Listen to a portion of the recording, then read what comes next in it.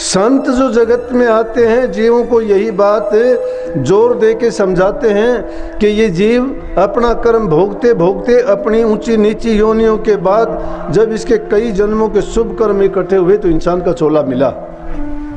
और अब भी अगर वो चेताते हैं, सोते हुओं को तो सब जगाता है लेकिन संत जागते हुओं को भी जगाते हैं। इसीलिए ये कहा है कि जिनको सतगुरु मिल जाता है उसका अज्ञान रूपी अंधेरा दूर हो जाता है। जीव का अज्ञान है क्या? जीव का यही अज्ञान है कि वो इस बात को नहीं समझता कि मैं दुनिया में आया क्यों था। अगर खाने पीने के लिए, जीने के लिए 4 दिन की जिंदगी है, ये तो जीव जंतु पशु पक्षी जिनको जितनी मिली है वो भी जी के जाएंगे। तो इंसान में और उनमें अंतर क्या है?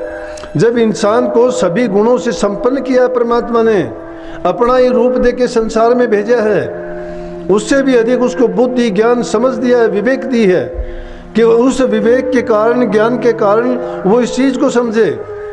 अगर थोड़ा एकांत में जब कभी बैठते हो तो इस बात की गौर करके देखना कि और योनि में किसी में गुरु मिलता है क्या? गुरु का महत्व क्यों है? किसी भी योनि में देखोगे उनमें कोई भी गुरु नहीं मिलता। और सारी क्रिया तो पशुओं में, इंसान में सामान्य होंगी। संतान उत्पत्ति वो भी करते हैं, हम भी करते हैं। वो भी उदर पूर्ति का काम करते हैं, हम भी करते हैं। वो भी अपने सर्दी गर्मी से बचने का कोई घोंसला बनाता है, कोई ज़मीन में बिल बनाता है, कोई और किसी रूप से अपनी सुरक्षा का तरीका खोजता है। इंसान उसको दूसरे रूप से बना लेता है।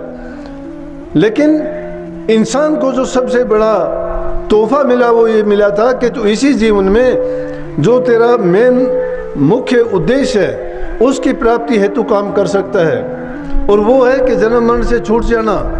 लेकिन हम उन चीज़ों की तरफ तो गौर नहीं करते। हम सोचते हैं कि मैं ही करने वाला हूँ, जो मैं करूँगा वही होगा, बेटे के लिए करूँ, उसके लिए ये करूँ। लेकिन अचानक जब काल का बुलावा आ जाता है तो ना बेटे की परवाह होती है, ना भाई की परवाह होती है, ना परिवार की परवाह होती है। सबको छोड़ के चल देता है एक अकेला, और उसके साथ जाने वाला भी कोई नहीं होता। इसलिए ये है संसार क्या खेल है? ये एक अकेले का ही खेल है। ये जीव अकेला आता है, अकेला जाता है, अपना किया कर्म साथ लेके आता है, और जो करता है उसी को लेके उसका परिणाम भोगने के लिए फिर उसकी तैयारी हो जाती है कि वो किस योनि में जाएगा और उसको अपना कर्म किस प्रकार से पूरा करना पड़ेगा।